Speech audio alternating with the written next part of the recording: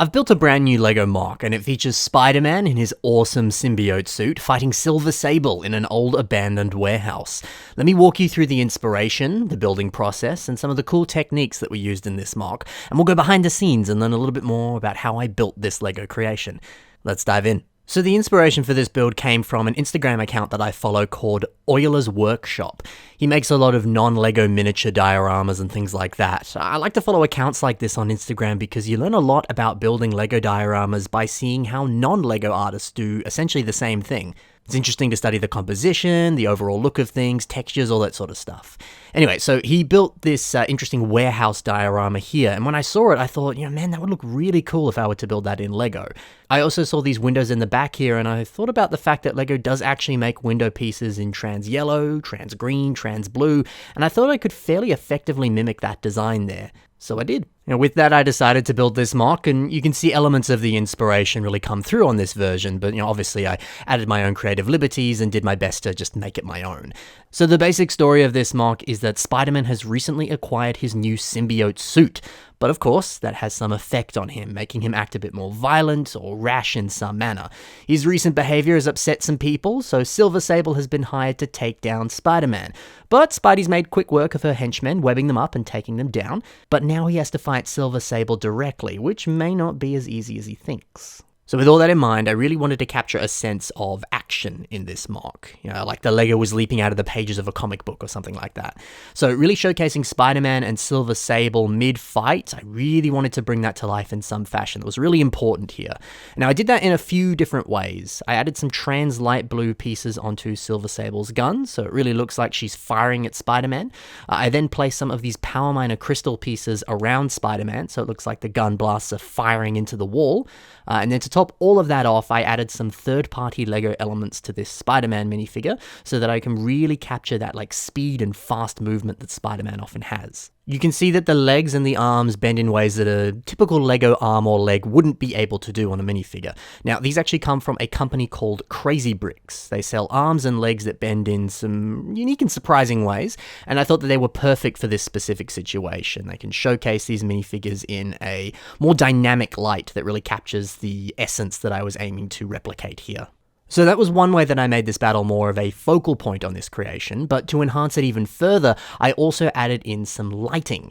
I used a brand of LEGO-compatible lights called Light My Bricks for this. They work pretty well. It lights up these gun blasts in a very unique way, and also there's lights inside the warehouse, and since this is an enclosed space, it's fairly dark without the lights, so adding them in helps you actually see inside, and the lights also bounce off the windows and create some cool colors that way, so it's a win-win situation there. The lights just come out of the back here. You can see this little headlight brick that allows the wires to pass through. It all links to that USB, you plug it in and it works. I did also put this little handle thing at the back here so that the USB cable can just be stowed in there, which is helpful because sometimes if those wires get caught on things and you accidentally pull it too hard, you break it and then you have a bad time. So this eliminates that problem. You don't have to deal with wires too much. It's good. Now for some of the techniques that I used in this build, they include the brick texture on these walls here. This is made entirely with 1x2 plates. These are also placed in a manner to mimic real-life bricks. I also blended in dark red and reddish brown plates here because the two colors are very close to each other and they work really nicely when you put them up against one another. Plus it helps add a bit of variety to the design. If this was just purely dark red, it might look a little boring. Now, how did I get so many of these plates? I mean, this is a very part-hungry design, so obviously it might have cost a little bit. Well, not so much. We actually had these available on the Pick-a-Brick wall here at my local LEGO store, and I think I've seen them in a few other different LEGO stores around the world too. I ended up filling just a whole cup up with these 1x2 dark red plates, and I got a pretty substantial amount out of that.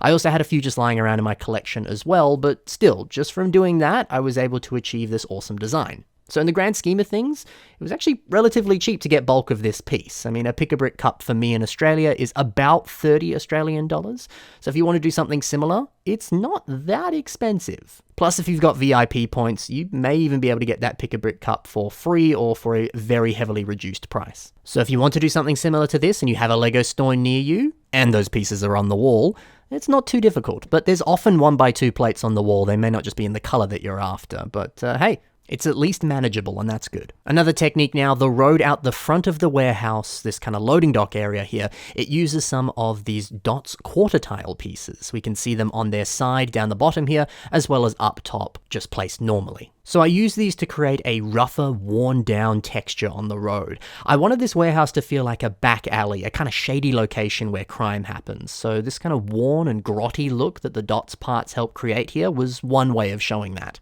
Combine that with the rust on the door using these dark orange 1x1 plates, the newspapers on the floor, these beer bottles, a trash bag, the piles of sand and other kind of grime and things on the floor. All of that together, you really get this sense that this could be a location that Spider-Man might fight some bad guys. There's also this slight overhang on the edge of this loading zone. So this was achieved by using these larger snot bricks here, then attaching tiles onto the side of it there, and then also placing these 1x2 tiles directly in the middle of the stud on the top. They are then placed on these jumpers down here, and you end up with this nice little itty-bitty lip on the edge here. It's a simple but very effective design. Now you may be wondering if this MOC uses the incredibly rare San Diego Comic-Con black suit Spider-Man figure. It does not. The torso is just your basic Venom torso that comes on any Venom minifigure, but the head is a custom headpiece that has the eyes printed on it so that it looks like the San Diego Comic-Con figure. I got this from an eBay store that sadly no longer exists, but Firestar Toys has a similar one that you can still buy. So if you don't want to spend hundreds of dollars on that very rare minifigure, you can just buy this head, get that torso fairly cheap, and you're good to go.